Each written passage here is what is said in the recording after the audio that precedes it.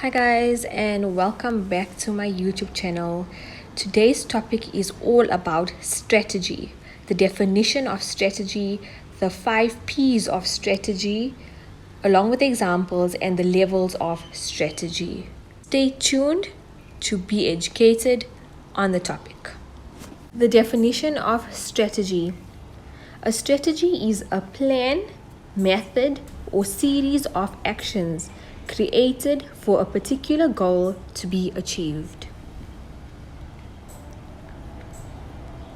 Now let's take a look at the 5 P's of strategy.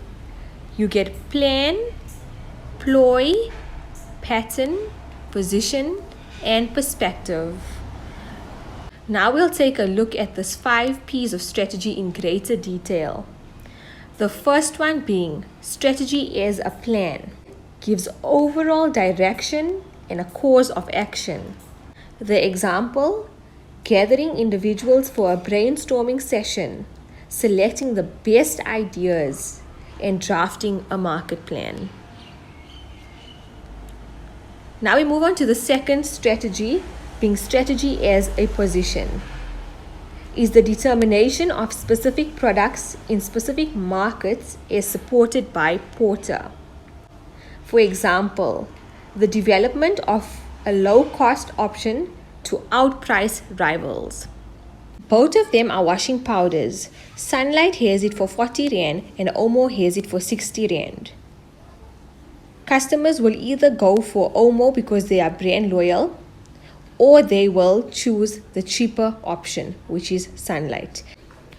Next, we move on to the third one, strategy as a perspective. The manner in which the firm does things. Example, a firm that encourages entrepreneurship and innovation might use this to concentrate on creating innovative products. Followed by the fourth one being strategy as a ploy. It is a certain maneuver to outsmart a rival. The example, possible threat from a grocery chain, in this example Checkers, to open a new store so that rivals don't move into the same location. Let's take a look at the fifth and final strategy.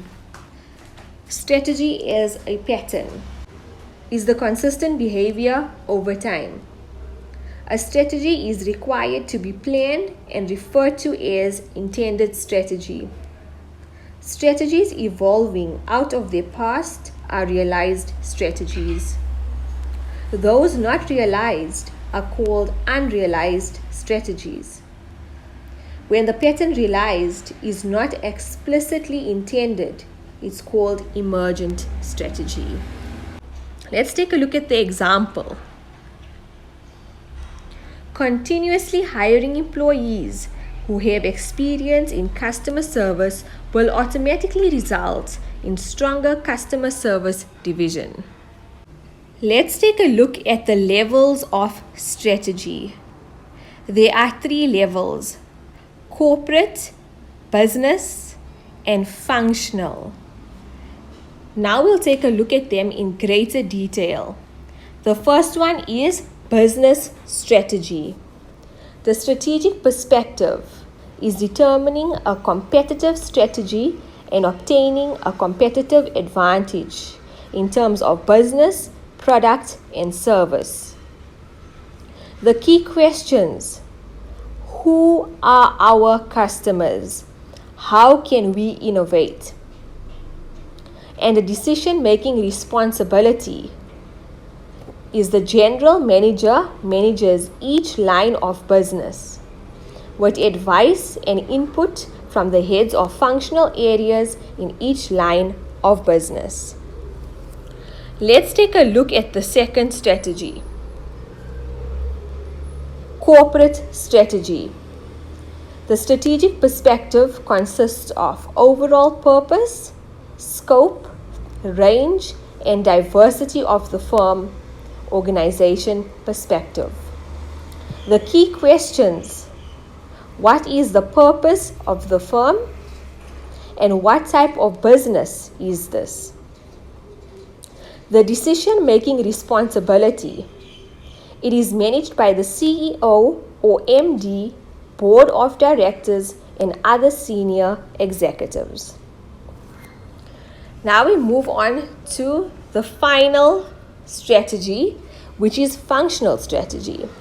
Strategic perspective, the source of competitive advantage in relation to activities, processes, practices, as well as resources. The key questions: how is the strategy implemented and coordinated at functional levels? Is organizational architecture supported by strategy implementation? And lastly, the decision-making responsibility is led by the heads of functional sections with key employee engagement. If this topic was useful to your educational process, then please like, subscribe, and hit the bell icon to keep updated with my latest posts. And if there are any topics that you'd like me to research about, then please do drop it in the comments below.